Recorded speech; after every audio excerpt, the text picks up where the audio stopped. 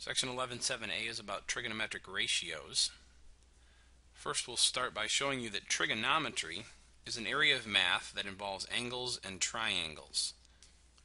We're going to spend a couple sections on this trigonometry idea, looking at triangles and different ratios and comparisons that we can do in them. Trigonometric ratios are ratio measures of two sides of a right triangle. Whenever you're dealing with these ratios you're about to see, you have to have a right triangle to do that. Now, the three ratios we're going to be looking at are sine, cosine, and tangent. And if you think back to when we learned about a ratio is nothing more than a comparison of two values. So that's what we're doing. We're comparing two values. Now, what values are we comparing? Well, the first thing you have to do is you have to identify an angle. Here we're saying that the sine of angle A, and here's angle A,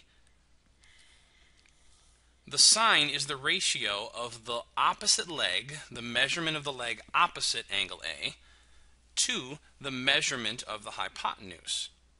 So you're going to take those two measurements and make them into a fraction or a ratio. Now there's another way that I like to write that, and that's this way. Sine equals opposite over hypotenuse, kind of a shorthand way of writing it. And this is the abbreviation we use for sine. The cosine of angle A is the measure of the leg adjacent. Adjacent means next to. So you find angle A, you find the leg that's next to it, and then you divide that or put it over top of the measure of the hypotenuse. So cosine is adjacent over hypotenuse. And then finally, the tangent of angle A, abbreviated this way, but we still say tangent. The tangent is the leg opposite over the leg adjacent. And I write it this way, opposite over adjacent. So these are the three ratios that you have to memorize. And it's just a matter of taking the measurements and putting them over the other measurement. Now, one way you can memorize these is by using this mnemonic that is developed, SOHCAHTOA. And what it stands for is sine is opposite over hypotenuse, cosine is adjacent over hypotenuse, and tangent is opposite over adjacent. SOHCAHTOA. Here's an example using sine, cosine, and tangent of a right triangle. So I'm going to first start by writing out SOHCAHTOA so I can remember how to find sine, cosine, and tangent. Well, the angle that we're talking about here for these is angle Y. So I'm going to highlight that. This is the angle we're looking at. And the first thing we need to find is the sine. And sine, we said, is opposite over hypotenuse. So the leg that's opposite of angle Y is 36 units. And then we put that over the hypotenuse, which is the longest side, and that's 45 units. Now we could reduce this fraction into 4/5, but the directions actually tell us to round to the nearest 10,000th. So you put that into a calculator and you get 0.8. So that's the ratio for angle Y. It's the sine ratio for angle Y. Now we're going to do cosine ratio for angle Y, and cosine is adjacent over hypotenuse. The adjacent leg is 27, the hypotenuse is 45. We could reduce that to 3 over 5, and then the decimal version is 0.6. Finally, we want to find the tangent of angle Y. Tangent ratio is opposite over adjacent. So the opposite is 36. The adjacent is 27. That's going to be 4 over 3, which is 1.3333 repeating. So those are the three ratios for angle Y in this triangle. Here's another example for a triangle. I would suggest you pause this example, try it yourself, and then I'll put the whole answer up at once.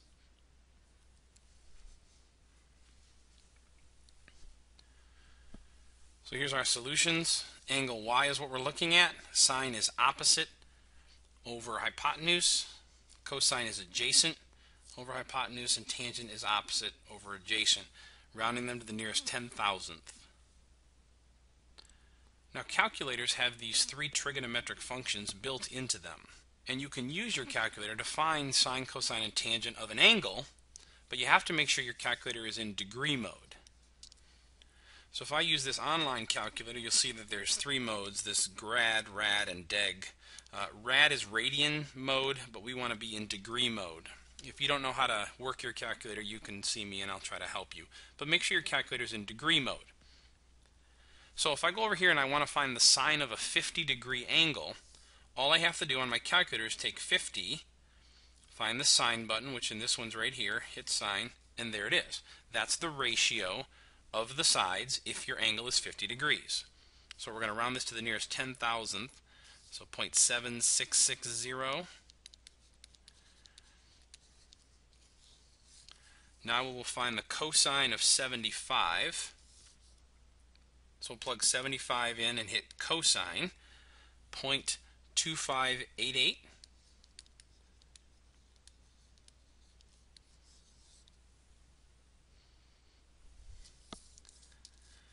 And then finally we'll find the tangent of 10 degrees. So we'll type in 10 into our calculator, hit the tangent button, 0.1763.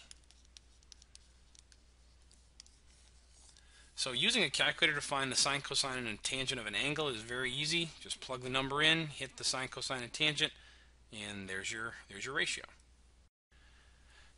Like most math, trigonometric ratios have inverses or opposites or things that undo them, like addition and subtraction, squares and square roots.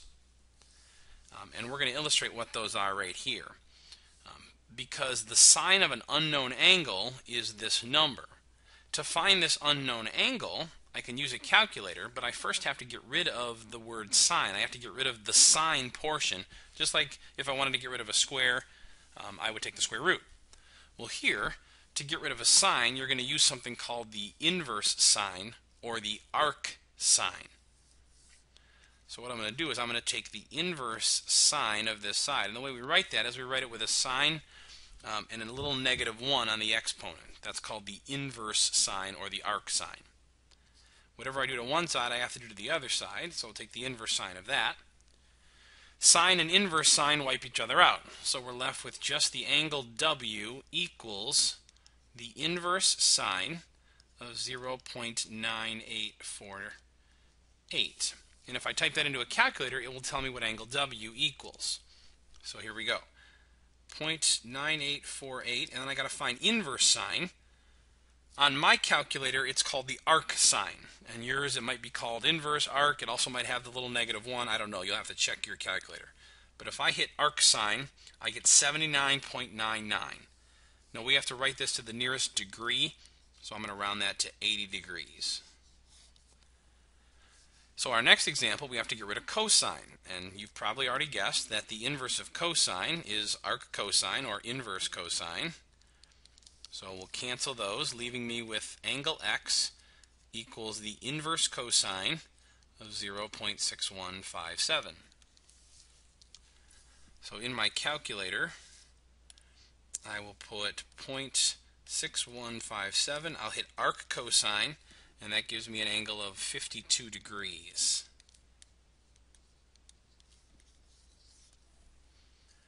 And then the last one, I'm going to take the inverse tangent of both sides.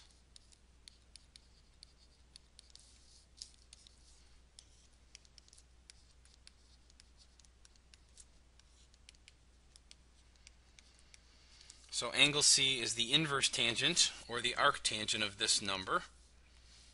So I'll plug that in. 3249, whoops, 0.3249. Inverse tangent or arc tangent, and angle C equals 18 degrees. Now we can use our knowledge of these trig ratios to find values in a triangle that we don't know.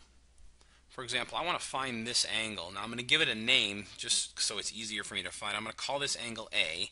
So I'm going to say that I want to find the measurement of angle A. That's the one that I'm looking for. Now what am I given? I'm given the leg that's opposite angle A, and I'm given the leg, I'm given the hypotenuse.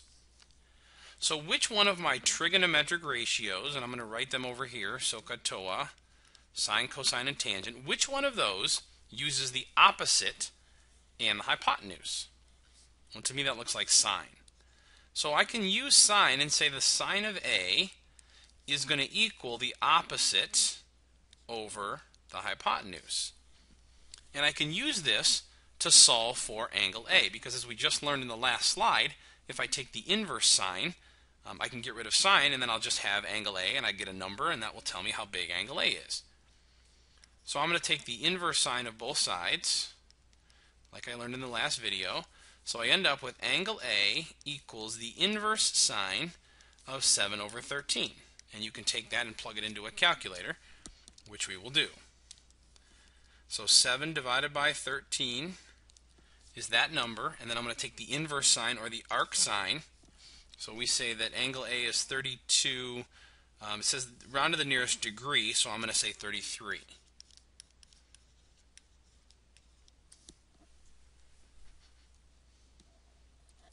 Here's another example with a missing unknown side. I'll call this, let's call it angle Z, just to be goofy. So over here I'm going to do SOHCAHTOA again, and you can write this all over your notes as you try to memorize it.